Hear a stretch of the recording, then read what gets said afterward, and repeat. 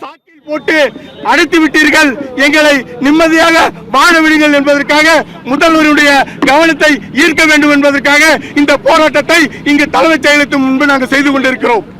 விவசாய கடன் தள்ளுபடியில பல்வேறு குற்றச்சாட்டுகள் இருந்துட்டே இருக்கு. எவ்வளவுதான் உங்களுக்கு தள்ளுபடி பண்றதா இருக்கு? தமிழக அரசு தமிழக முதல்வர் என்ன சொன்னாரோ அதான் நாங்க கேட்கிறோம். அவர் தேர்தல் பிரச்சாரத்தின் போது சிறு குறு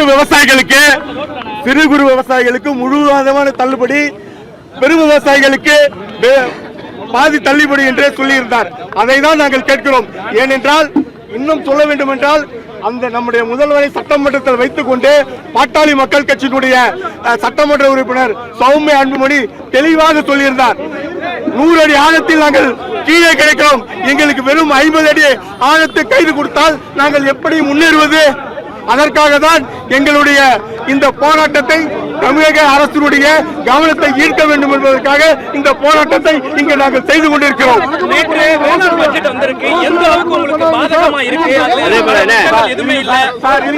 கரும்புக்கு விலை இல்ல சார், கரும்புக்கு விலை இல்ல. விவசாயிகள் வந்து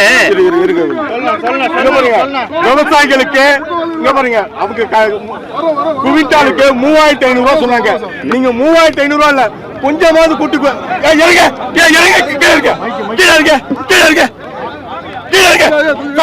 சார், நீங்க ஏத்தக்கூடாது சார், ஏத்தக்கூடாது. சார் சார் இல்ல, கீழே வாங்க, கீழே வாங்க, கீழே வாங்க. ஒரு செய்தியை சொல்றதா இல்லையா ஐயா? எங்களுடைய கோரிக்கை இங்க பாருங்க, ஒரு குவிண்டாலுக்கு நெல்லுக்கு 3500 ரூபாய் தரதா சொல்லியிருந்தாங்க. அதே மாதிரி கரும்புக்கு வந்து 4800 சொல்லியிருந்தாங்க. அதுல கொஞ்சம் கூட கொடுக்காம எங்களுடைய வாழ்வாரத்தை எந்த விதத்திலும் இந்த பட்ஜெட் உயர்த்தவில்லை, எங்களுக்கு பாதுகாக்கவில்லை. அதனால்தான் இந்த போராட்டத்தை நாங்கள் இங்கு செய்து கொண்டிருக்கிறோம். கைது பண்ணுவாங்கன்னு எதிர்பார்க்கிறோம். கைது பண்ணால் பரவாயில்ல, நாங்கள் ரிமாண்ட் பண்றதுக்கு தயாரா இருக்கோம். பல்வேறு மாவட்டத்திலிருந்து ஒரு 45 விவசாயிகள் நாங்கள் இருக்கிறோம். அதுவும் இல்லாம இந்த தமிழக முதல்வர் வந்து கட்டி கொடுத்த நிறைய வசனங்கள்லாம் பேசுறாரு. கண்டிப்பா விவசாயிகளுக்கு அவரு நல்லது பண்ணுவாருன்னு நாங்களும் எதிர்பார்த்து ஓட்டு போட்டோம். ஆனா விவசாயிகளுக்கு அவர் எந்த விதத்தையும் அவரு சொன்னபடி நடந்துக்கல. அதனால்தான் அவருடைய முதல்வருடைய கவனத்தை ஈர்க்க வேண்டும் என்பதுதான் எங்களுடைய நோக்கம். அதற்காக தான் நாங்கள் இங்க வந்திருக்கோம். விவசாய புறக்கணிப்பு என்று தஞ்சாவூர்ல தேர்தல் பிரச்சாரத்தில் அறிவித்தார்கள். ஆனால் அப்படி எங்கள் ஆர்வத்தோடு அறிவித்து கடன் தள்ளுபடி அறிவித்த ஒரே கருத்து தான் விவசாயம் எல்லாம் அவருக்கு ஓட்டு போட்டோம். இன்னைக்கு முதல்வர் இருக்காரு.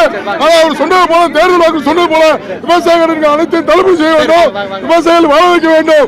அடுத்த பிரிவில் பிறந்தால் நான் விவசாய புறக்கணிப்பு சொன்ன முதல்வர் விவசாயிகளுக்கு தள்ளுபடி செய்ய வேண்டும். நாங்களே விவசாயிகள் தள்ளுபடி போராடுவோம்.